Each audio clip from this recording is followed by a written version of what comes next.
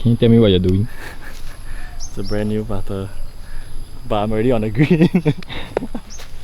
Unboxing on the green side. You know how to unbox it? I actually don't know how to unbox. Why am I so bad at unboxing? Yeah. Oh shit, let me clean it. Let's go. Let's go.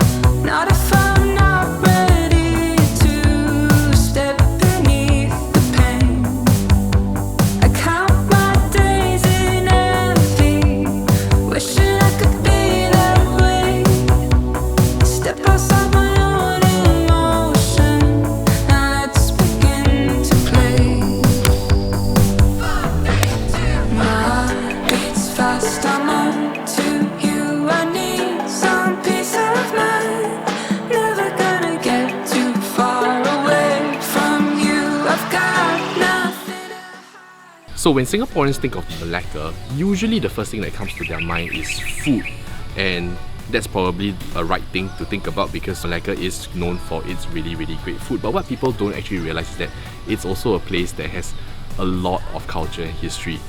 From the Portuguese in the 1500s, the Dutch in the 1600s, and then the British, there are so many bits of history to explore within Malacca. And for today's video, we're actually here to explore not just the food, not just the culture, but also the golf courses of Malacca. Welcome to episode 3 of Out of Bounds.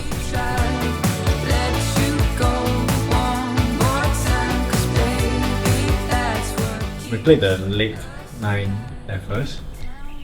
Waiting to tee off now at Lake's course, Tiara. Lake's course? Lake. I think there are 3 nines here, but it's all of our first times here, so first impressions, the view looks quite amazing though, don't you think? It's like there's a lot of water, but every fairway looks narrow, so I'm a bit scared. There's a lot of OB sticks. I see, yeah. I see a lot of OB sticks. It's like a super narrow fairway beside a huge water body and like OB, right? I think I'll stick to irons today. I don't think I'll use my driver. But we're gonna have a little bet amongst ourselves, and I think Jackson's gonna lose. Yeah, I think it was quite narrow, but not so much terrain though, right? No, it's quite flat. You can see the pin almost on every hole. Yeah, true. You can see the pin on every hole, and for some reason the holes either look a bit nearer than they are or a little bit further than they actually are, depending on how the hole is set up. But overall, I think I agree with them. Like, this is probably a fairly tight course. Right. If you're used to playing like Forest City, this is probably going to be a little bit challenging in that sense. I think we didn't expect a course that was so properly thought out and structured, right? We were kind of expecting just a random golf course in Malacca, but it's actually a properly designed golf course. So for those who are looking for a little bit of a challenge, I think this would be a really great option. Our star of the round must be Jackson behind the camera because he lost the bets. So who's winning? Not you. Okay, so the name of the game today, we are playing match play, and then we are giving strokes to each other depending on our playing level. So Glenn is giving me 3 strokes per 9 and giving Jackson for, is it every hole? Every hole. Every hole, 1 stroke every hole. And then I am giving Jackson every single par 4, 1 stroke. And then the first runner out of each hole will have to hit 5 balls at the range, and then the loser will have to hit 10 balls at the range. So if you stack it out over 18 holes, you got some pretty exciting punishments coming our way. Okay, total number of balls that Jackson need to hit at the range. Front 993, back 985. David front 918, back 915. And Front 9 Easy range session. 25, back 9 15. So we both got about 32 balls to hit. 40. Both of us will have about yours 30 something. I got 40, and Jackson got not much, just 178 balls. It's okay. I like the range. You don't like also must go. So when we get back to Singapore, Jackson has to go to the range and hit 183 balls, which will contribute to his improvement. We are staying 2 nights in Malacca, playing 2 rounds. So instead of getting a regular hotel like normal people would, we actually opted to do an Airbnb this time around because first and foremost, I always feel safer when the car is within the same compound as I am. Actually what you see around here now is sort of like a gated community. Come let me show you. So there's like a gated community here, and it's all like landed properties, and then we actually just rented one house as an Airbnb. So we get to park the car inside. It has a parking area, and actually you can fit 2 cars as well. So if you're coming up with more people, you could actually do that. And then you get this massive space. There's actually a basement, which we can take a look at later. And then there's a living room, kitchenette. Glenn comes with the house, so I will help you clean. you help me help everybody clean. Upstairs there are like 3 rooms, and then the 3 rooms actually are like everything's air conditioned, so that's really nice. There's like a common area here. So this is Glenn's room, and Glenn's room comes with like a secret balcony as well. It actually comes with like this little area.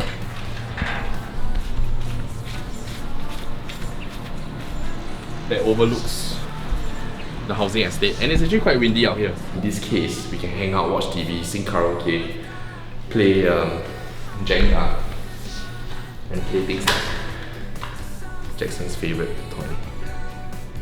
You go press. Ooh.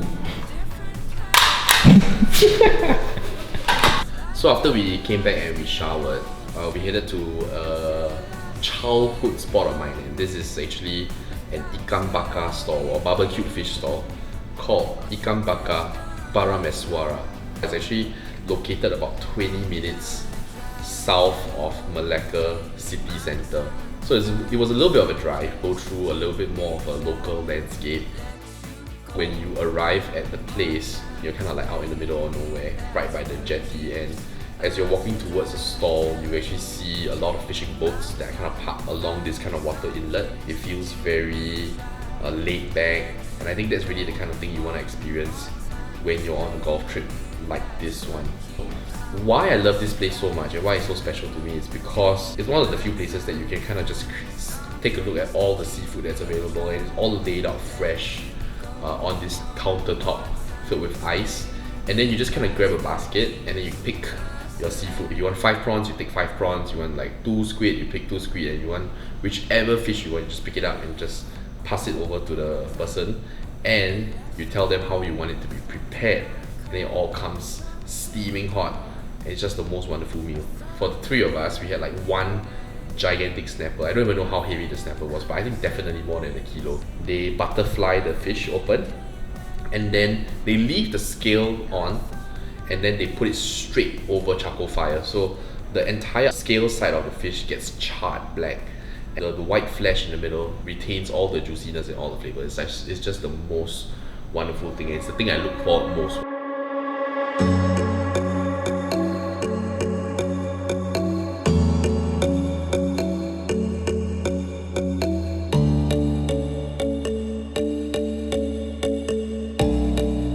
So Ayer Keroh Country Club, AKCC.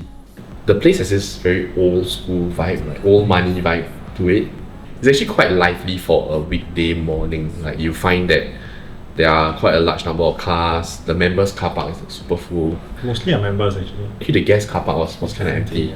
Then you find a lot of staff on hand as well at the buggy station. There's like a lot of people. But they're all quite like friendly, and like they were ready to help you with anything. Yeah.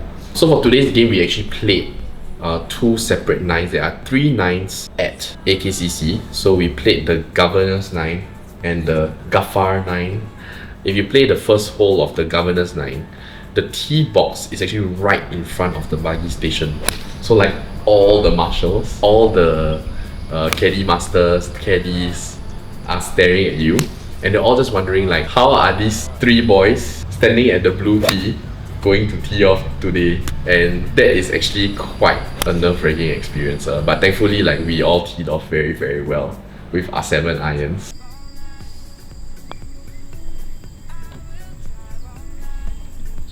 Buddy? Easy game. Got so easy, man. I didn't double par the par 5 just now. Did you take everything? You didn't take any shot? No. I lost 3 balls on that. I lost 3 balls before I even... I lost 3 balls like in the first half of the hole. A day in my life, bro. Welcome. Oh. Oh.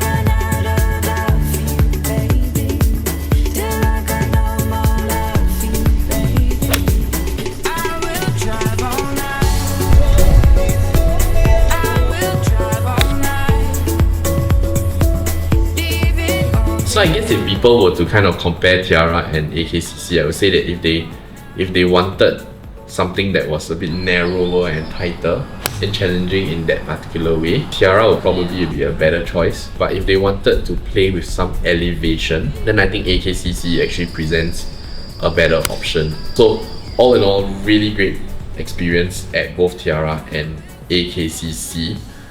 Which course would you prefer if you had to pick just one? Tough, right? Tough. But you have to pick one. I think I'll pick Tiara actually. Okay, like I why? quite enjoyed it. I prefer the layout of Tiara. Okay. And like all the bunkers and everything were like quite strategically placed, where it makes it tough because it's relatively flat, but it's still a challenging course. For AKCC, a lot of elevation changes, not the kind that I would prefer. But yeah, I think Tiara was more of a challenge, and I feel like I want to come back and overcome it again. Overall, I think these 2 courses make up 2/3 of what could be a very, very rewarding golf experience for people who are willing to take the drive up to Malacca and spend a couple of days here playing golf. For lunch, we had Peranakan food, because a trip to Malacca is not complete without Peranakan food. The Malays and the Javanese, or some people call them Orang Aslis, they were the original people in this part of the world, like the peninsula of Malaysia. And then when the Chinese sailors and merchants from Fujian province came down or sailed over, because Malacca is obviously a very important trading port, and then they came to this part of the world and then they intermarried with the local Malays, and that's how Peranakans came to be. So you do get a lot of like spices, heavier flavors that resemble things that you might find in Malay cuisine, but you have the inclusion of pork as well. So that's, I think, quite interesting.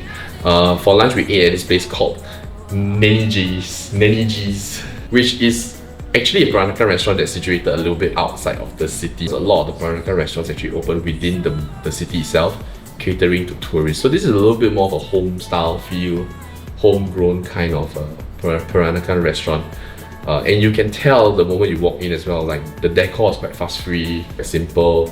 The uncle looks like he cooks the dishes himself, that kind of thing, or like it was his mother's recipe or something like that, or at least that's what we like to believe. I think standout dish for me has to be the otah, because it has this very, very distinct hint of lemongrass that is not what you would find in normal like muah otah, for example.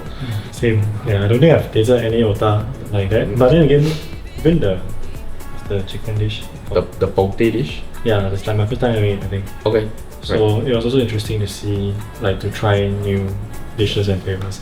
Their kitchens, right, because they cook in a home cooked way, they don't cook it in a restaurant way. So like they really like do one at a time. I'm on the concrete now.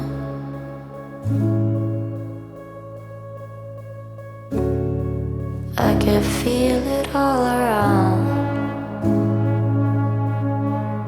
A chronicle of people caving in under the pressure of the death temptress. I can see all of. So the last meal that we have was actually a staple in Malacca, and that was actually satay jelok. For those of you who are not familiar with the term satay jelok, essentially think of it as lok sticks that are cooked in a peanut sauce, like this vat of peanut sauce that's put in the middle of the table. I think it is the perfect meal to end off our trip here in Malacca as well, because it's something that is so quintessentially Malaccan and I think represents the whole trip very well. Malacca as a destination, I've been to so many times in the past, like from the time I was a little boy all the way until now. Actually, this trip is the very first time that I visited Malacca for another reason other than family. Having that childhood memory combined with like one of my greatest loves right now, which is golf. It's a really nice trip to experience all in all.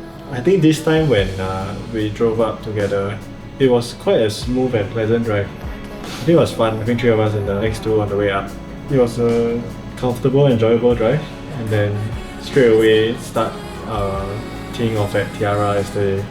And it's just a really good opportunity to kind of blend golf, the opportunity to drive your cars up, and then at the same time enjoy some really good food, because we tend to neglect one of these things whenever we play golf. So to have all these things in place, I think makes for a really good trip, and not just a good trip, but I think also a very underestimated trip. Like nobody really kind of thinks of like, oh, let's go to Malacca for a golf trip, right? Because we're so used to JB, and like just even driving down the city area of Malacca, like the shops, the vibe just feels so different, and I think it's a nice new feeling. Nice laid back little town, city. It's totally city different. Town. Totally different from JB, which is what we are used to. Yeah.